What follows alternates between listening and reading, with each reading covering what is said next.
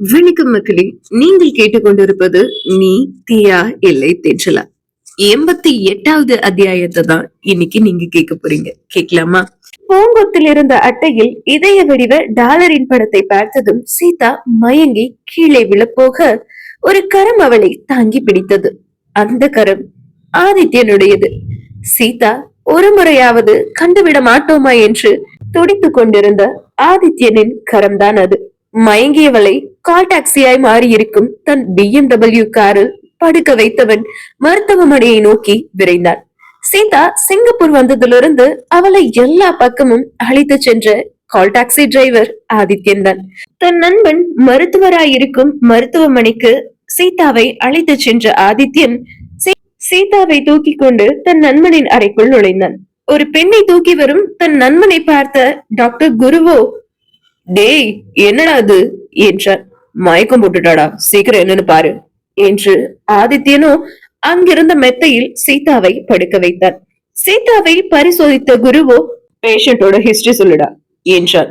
முதல்ல அவளுக்கு என்ன ஆச்சுன்னு சொல்லுடா என்றான் ஆதித்யன். முதல்ல பேஷண்டோட பேராவது சொல்லுடா என்ற தன் நண்பனிடம். சீதா என்றான் ஆதித்யன். சீதா பிரெக்னெண்டா இருக்காங்க என்று குரு சொன்னதும், கமகன் என்றான் ஆதித்யன். மறுபடியும் சொல்லணுமா? ஷீ இஸ் பிரெக்னென்ட் என்றான் குரு. அதை கேட்டதும் ஆதித்யன் இதழில் புன்னகை மலர்ந்தது. சரி, அவங்க ஹஸ்பண்ட் பேரு சொல்லு என்றான் குரு.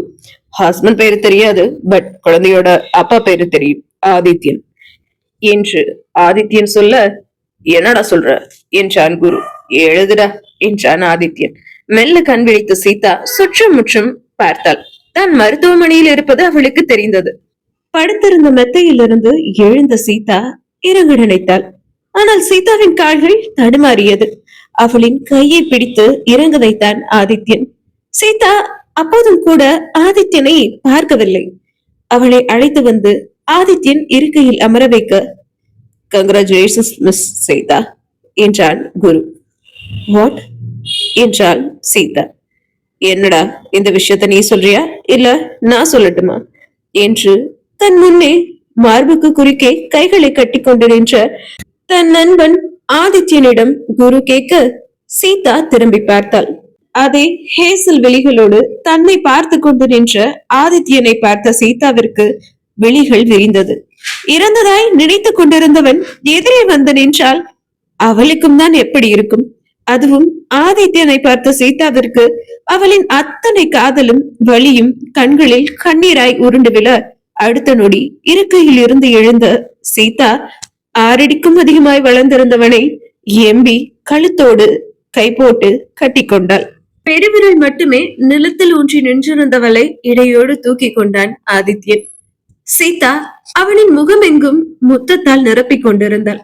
முத்தமிட்டு முடித்த பின் அவனின் முகத்தை தன் கைகளில் தாங்கி விழிகளோடு விழி பார்த்தவள் அவனின் விழிகளை எதிர்கொள்ள முடியாமல் அவனின் நெற்றியில் இதழ் பதித்துவிட்டு அவனை விட்டு விலகி நின்றாள். அப்பா முடியலடா சாமி, எனக்கே கண்ண கட்டுதே என்று இதையெல்லாம் பார்த்து கொண்டு நின்றிருந்த குரு சொல்ல, ஆதித்யனை பார்த்த சீதா, நீங்க நீங்க எப்படி என்று கேட்க, அத நான் சொல்றேம்மா என்றான் குரு. அவனை புரியாமல் பார்த்தாள் சீதா. உங்க அண்ணங்க இவனை அடிச்சு வெளுத்து தோலை உரிச்சு காலையெல்லாம் உடைச்சு தூக்கி போட்டுட்டு போயிட்டாங்க. அப்புறம் அந்த வழியா வந்த சிலர் இவனுக்கு மூச்சு இருக்கிறத பார்த்துட்டு ஹாஸ்பிட்டல்ல சேர்த்திருக்காங்க.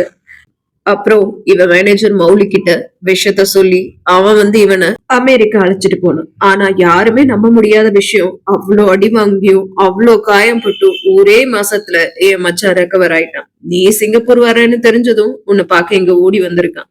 ஆதித்யன் பொழைச்சது மெடிக்கல் மிராக்கல்மா என்று குரு சொல்ல, ஆதித்யனை பார்த்தாள் சீதா. சாரி என்று சீதா சொல்ல, நான் செஞ்ச தப்புக்கு கிடைச்ச தண்டனை தானே அது, சாரி எல்லாம் தேவையில்லை என்றான் ஆதித்யன் எங்கோ பார்த்தபடி. சரிடா, பிரெக்னெண்டா இருக்க பொண்ணு பத்திரமா பாத்துக்கோ என்று சீதாவின் கோப்பை ஆதித்யனிடம் குரு நீட்ட, இப்பொழுதுதான் சீதா குரு சொன்ன வார்த்தைகளை கவனித்தார். வாட், பிரெக்னெண்டா நானா என்றாள் சீதா அதிர்ச்சியாக. அதை கேட்ட குருவோ, இந்த அறையில இருக்கிறது 3 பேரு, நான், ஆதித்யன், நீங்க. நாங்க 2 பேரும் பிரெக்னென்ட் ஆக வாய்ப்பில்லை. சோ நீங்க தான் பிரெக்னென்ட் என்று குரு சொல்ல, அதை கேட்ட சீதாவிற்கோ கண்களை இருட்டி கொண்டு வரவே விழப்போனவளை ஆதித்யன் பிடித்துக் கொண்டான். டாக்டர், இந்த குழந்தை எனக்கு வேண்டாம், என் அண்ணங்களுக்கு தெரிஞ்சா அவ்வளவுதான் கொன்னுடுவாங்க என்றாள் சீதா. ஐயோ, அப்படியா? குழந்தைன்னு கூட பார்க்க மாட்டாங்களா என்றான் குரு அதிர்ச்சியாக. குழந்தையே இல்ல இவர என்று ஆதித்யன் பக்கம் கையை காட்டினாள் சீதா. அதிர்ந்து போன குருவோ, அப்போ அப்போ கலைச்சிடலாம் என்று சீதாவின் பக்கம் வர, குழந்தை மேல கைய வச்ச கொன்னுடுவேண்டா என்றான் ஆதித்யன். டேய், நான் குழந்தை மேல கைய வைக்கலன்னா அவன் அண்ணங்க உன்ன போட்டுடுவானுங்கடா என்றான் குரு. என் மேல கைய வைக்க எவனுக்குடா தைரியம் இருக்கு என்றான் ஆதித்யன். அதான் உன்னை போட்டு பொழந்து தூக்கி வீசிட்டு போனானுங்களே சீதா அண்ணங்க, பழசெல்லாம் மறந்துடுச்சாடா மச்சான் என்று குரு கேட்க, டேய், அது நானே வாலண்டியரா போய் அவனுக்கு கிட்ட சிக்கினது. சீதா விருப்பம் இல்லாம அவளை தொட்டது தப்புன்னு தோணுச்சு, அதான் அவனுக்கு அடிச்ச அடியெல்லாம் வாங்கிட்டேன் என்றான் ஆதித்யன். அது சரி, நீ இப்ப திரும்ப போனா மட்டும் உன்னை விட்டுடுவானுங்களா? அதுவும் சீதா பிரெக்னெண்டா இருக்கான்னு தெரிஞ்சா உன்னை போட்டுட்டுதான் மறு வேலை பாப்பானுங்க என்று குரு சொல்ல, இங்க பாருங்க டாக்டர், நீங்க இங்க அண்ணங்களை அவன் இவன்லாம் சொல்றீங்க, give respect and take respect என்று சீதா கோபத்தில் கத்த, சாரிமா, நீ இங்க இருக்கிறதையே நான் மறந்துட்டேன் என்றான் குரு. சீதா, என் குழந்தை எனக்கு வேணும் என்றான் ஆதித்யன். என் அண்ணங்களை நினைச்சா எனக்கு பயமா இருக்கு, அதுவும் இல்லாம எனக்கு மேரேஜ் ஃபிக்ஸ் பண்ணியிருக்காங்க, இன்னும் 3 மாசத்துல எனக்கு கல்யாணம் என்று சீதா சொல்ல, அட இது நல்லா இருக்கே என்றான் குரு.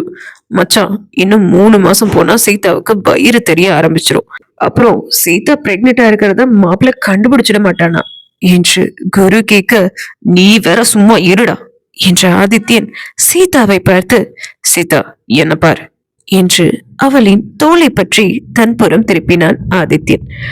உனக்கு இந்த கல்யாணத்துல சம்மதமா? கௌஷிக்க கல்யாணம் பண்ணிக்க போறியா என்றான் ஆதித்யன். அவர் பேரு உங்களுக்கு எப்படி தெரியும் என்றாள் சீதா. தெரியும், நீ நான் கேட்டதுக்கு பதில் சொல்லு, உனக்கு இந்த கல்யாணத்துல விருப்பமா என்றான் Adityan.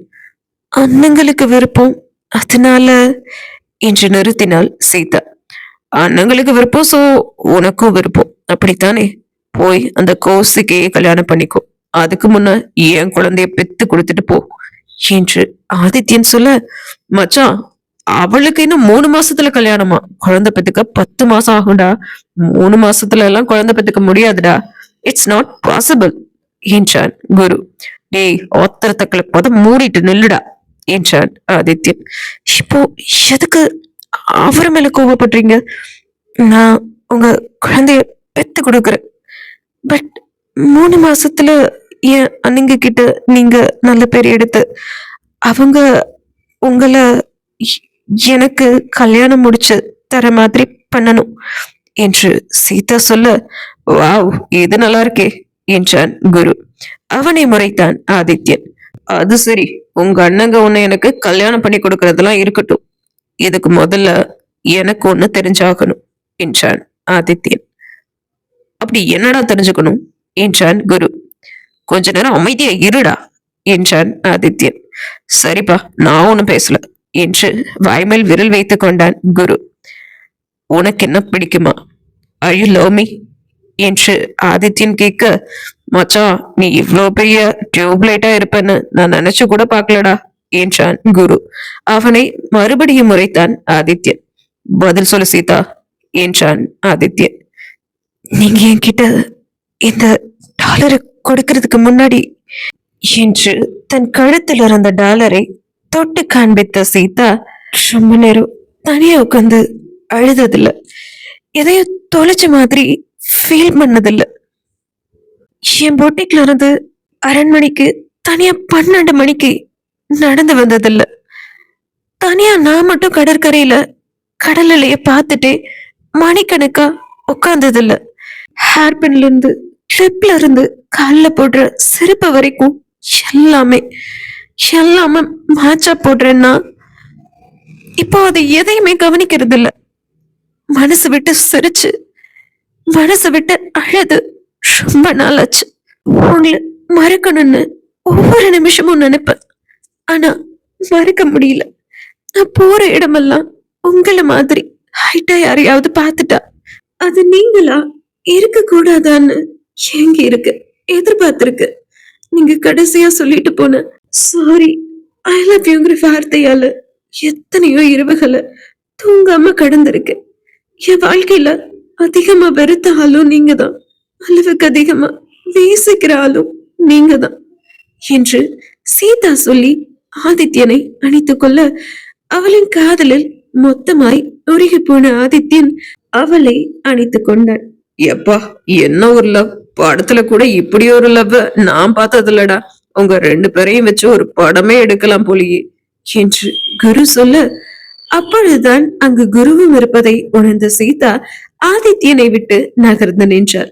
I am very happy மச்சான். கடைசி வரைக்கும் முரடனாவே தனிக்கட்டையாவே இருந்துடுவியோன்னு நினைச்சிட்டு இருந்தேன்.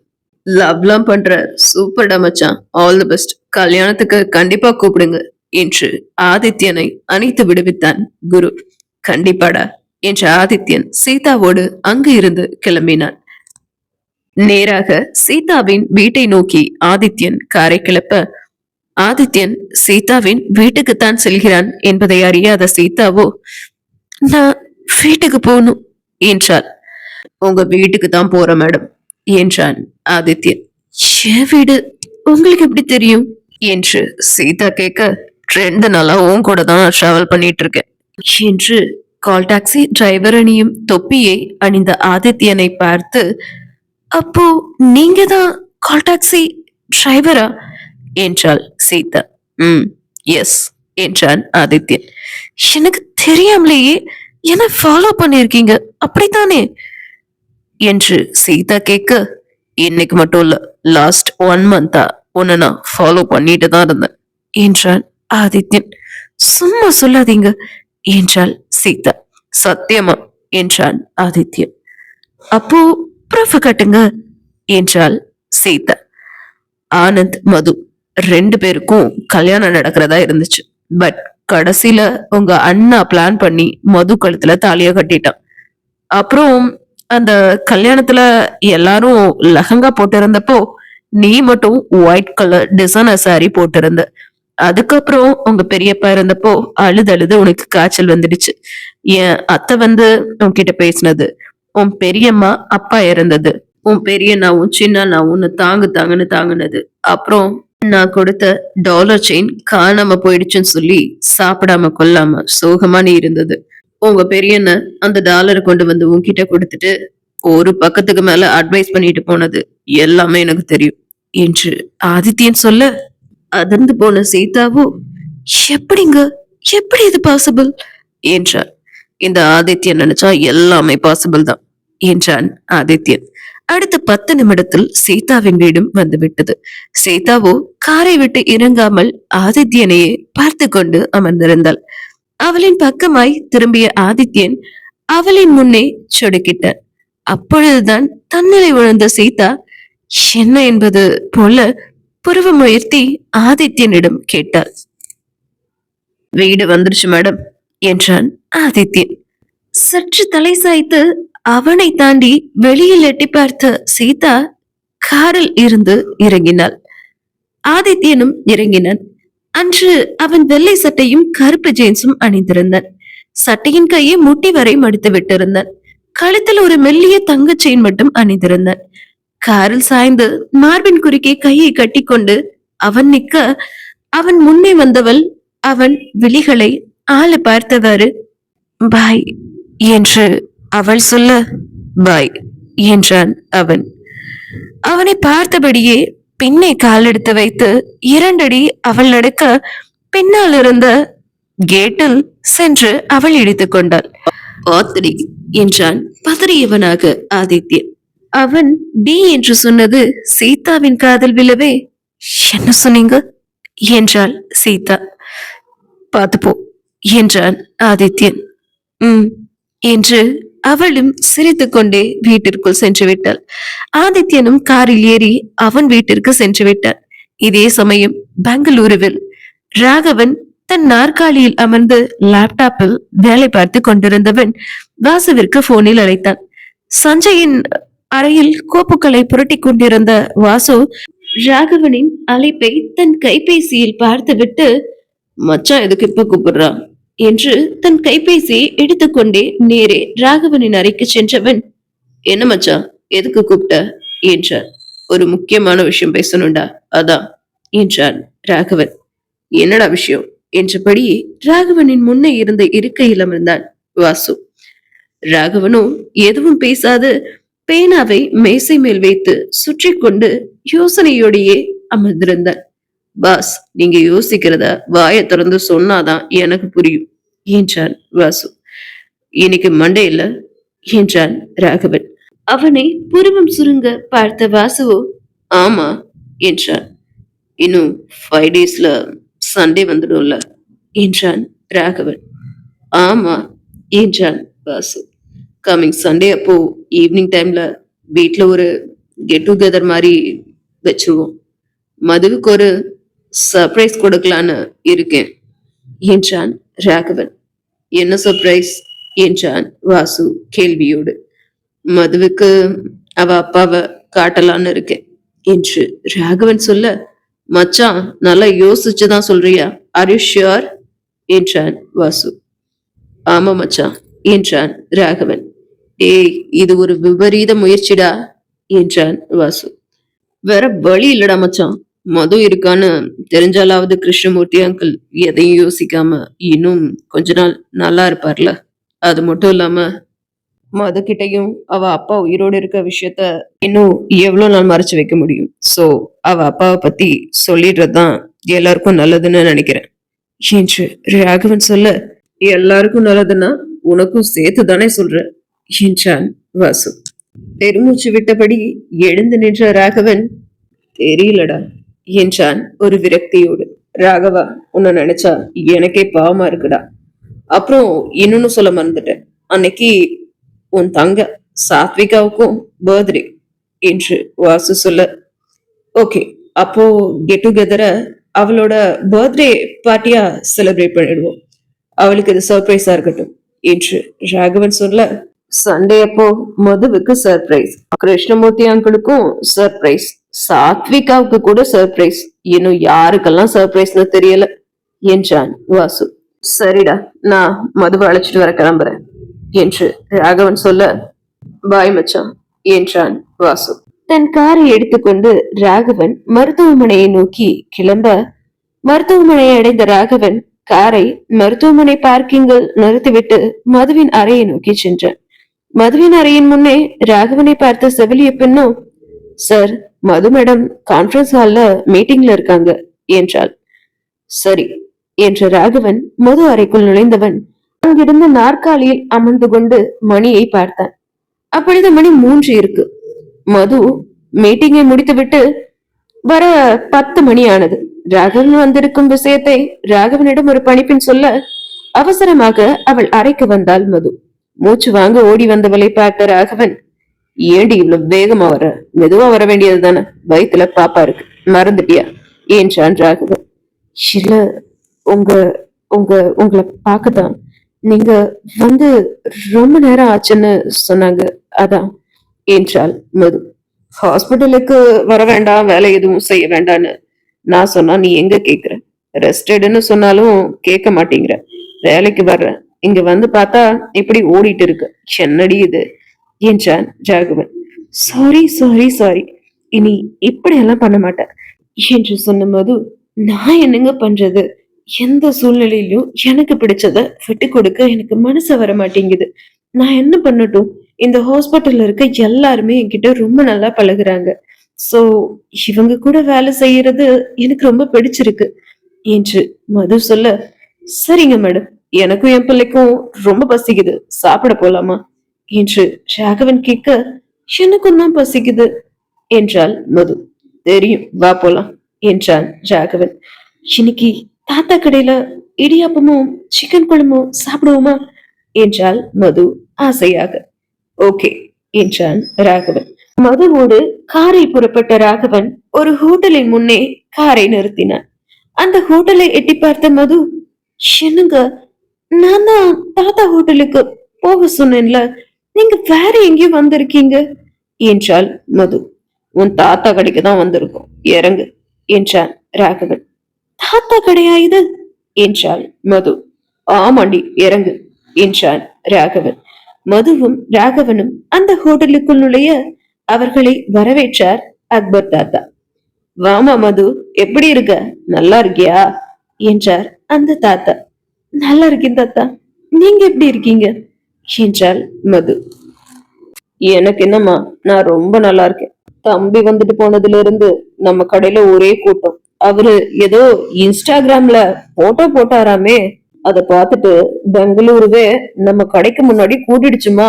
நல்ல வருமானமும் வந்துச்சு. அப்புறம் ஒரு நாள் தம்பி தான் வந்து இப்படி ஒரு கடை வச்சு தரேன், நீங்க சமைச்சு கொடுங்க அப்படின்னு சொன்னாரு. நானும் வந்தேன். இப்போ நம்ம கடையில இருந்து ரோட்டோரம் வாழுற மக்களுக்கு தினமும் 3 நேரமும் சாப்பாடு போகுதுமா. நீ வாரம் ஒரு நாள் செய்யணும்னு நினைச்சத தம்பி இப்போ டெய்லியும் செய்யுதுமா என்றார் அந்த தாத்தா. இதை கேட்ட மதுவும் உச்சி குளிர்ந்து போனவளாய், ரொம்ப சந்தோஷம் தாத்தா என்றார். சரி வாங்க, 2 பேரும் உட்கார்ந்து சாப்பிடுங்க என்று தாத்தா சொல்லவும் மதுவும் ராகவனும் சாப்பிட அமர்ந்தனர். இடியாப்பமும் சிக்கன் குழம்பும் அக்பர் தாத்தா பரிமாற மதுவும் ராகவனும் நன்றாக சாப்பிட்டு முடித்தனர். சாப்பிட்டு முடித்து அக்பர் தாத்தாவிடம் கொஞ்ச நேரம் பேசிவிட்டு ராகவனும் மதுவும் கிளம்பினர். மதுவை அழைத்துக் கொண்டு காரின் பக்கம் சென்ற ராகவனிடம், என்னங்க, நான் கார் ஓட்டுறேன் என்று மது சொல்ல, காரின் கீயை ராகவன் மதுவிடம் கொடுக்கும்போது ராகவனின் விரல்கள் அவளின் விரல்களை தீண்ட அவனின் விழிகளோ அவளை விழுங்கும் வண்ணம் பார்த்து கொண்டிருந்தது. சாவியை வாங்கிய மது, ஏன் நீங்க இதெல்லாம் என்கிட்ட சொல்லவே இல்லை என்றாள். சொல்லணும்னு தோணல என்றான் ராகவன். அதை எடுத்து காரில் ஏறிய மது, ராகவன் காரில் ஏறும் வரை காத்திருந்தவள் கார் கதவின் கண்ணாடியை மேலே ஏற்றியவள் ராகவனின் பக்கம் திரும்பி, மிஸ்டர் ராகவன் என்று அழைக்க ராகவனும் அவளை பார்த்தான். நீங்க என்கிட்ட சொல்லாம இத செஞ்சதுக்கு உங்களுக்கு நான் தண்டனை கொடுக்கணும்ல என்று அவள் சொல்ல, என்னடி சொல்ற என்றான் ராகவன். பனிஷ்மெண்ட் பனிஷ்மெண்ட் கொடுக்க போறேன் என்று சொல்லிக்கொண்டே மது ராகவனை முத்தமிட நெருங்க, ஹே, இது பப்ளிக் பிளேஸ் டி என்றான் ராகவன். நோ, இது எனக்கு மட்டும் சொந்தமான பிளேஸ் என்று சொன்னவள் அவன் அதரங்களில் ஆழ்ந்த முத்தம் ஒன்றை பதித்தாள். அவளின் திடீர் முத்தத்தில் கொஞ்சம் திணறித்தான் போனான் ராகவன். முத்தமிட்டு அவள் விலக, இதோ பாருடி, என்கிட்ட இருந்து விலகேறு, அதான் உனக்கு நல்லது. முத்தம் கொடுத்து நீ முடிச்சுட்டு போயிடுவ, அப்புறம் அவஸ்தப்படுறது நான் தானே என்று அவன் சொல்ல, இதில் பிரித்து சிரித்தவள், சாரி என்றாள். இன்னும் 2 மாசம் முடியட்டும், அப்புறம் இதுக்கெல்லாம் சேர்த்து வச்சு உனக்கு நான் பனிஷ்மெண்ட் தரேன் என்று ராகவன் சொல்ல, ஐ எம் வெயிட்டிங் என்று மது கூற, இப்பெல்லாம் ஒரு மார்க்கமா தாண்டி இருக்க என்றான் ராகவன். இனி என்னவெல்லாம் நடக்க போகிறது, நீ தீயா இல்லை தேஜலா இந்த கதையில் என்பதை நாம் நாளைய அத்தியாயத்தில் காண்போம்.